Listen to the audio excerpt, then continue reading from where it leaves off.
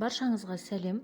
Бүгін құрамы қарапайым заттардан тұратын, кез келген үйден табуға болатын осындай манник пирогын әзірлейміз. Пирогтың құрамын описание бөлімінде барлық граммдарына дейін қалдырамын. Міндетті түрде видеоны соңына дейін қарап шығыңыздар.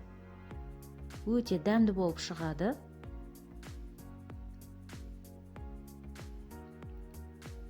Алдымен ыдысымызға 1 стакан манны крупасын саламыз, яғни манна каша жасаймыз ғой, сол крупадан саламыз.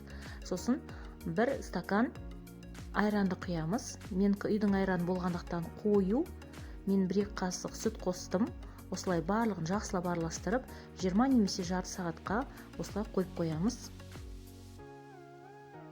Бұл жарты сағат уақытта бізде манна крупаларымыз ісінеді. Осындай қоймалжың масса пайда болады. Енді осы массамызға 2 жұмыртқаны, 1 стакан қантымызды саламыз және жарты стакан ұнды електен өткіземіз. Әрине жоғары сұрыпты ұн. Ұнымызды електен өткіздік. Енді жарты стакан сұйық майды, иісі жоқ сұйық майды құямыз. Сұйық майдың орнына кәдімгі сары майды қосуларыңызға да болады. Барлығын жақсылап араластырып, лимонның суына газ етілген 1 толмаған шай қасықтағы содамызды саламыз. Және лимонның цедрасын қостым мен. Сіздер кез келген ванилин қосуларыңызға болады. Немесе құрғақ жемістерден грек жаңғағы, мүйізді де қосуға болады.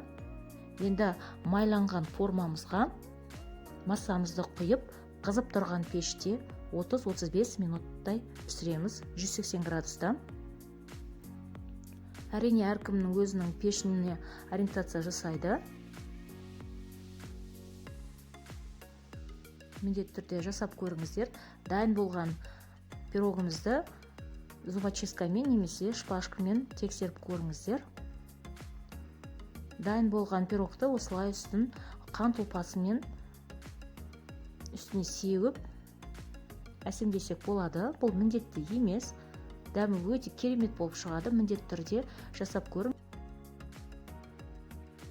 Каналыма тіркелмеген болсаңыздар, тіркеліп алыңыздар.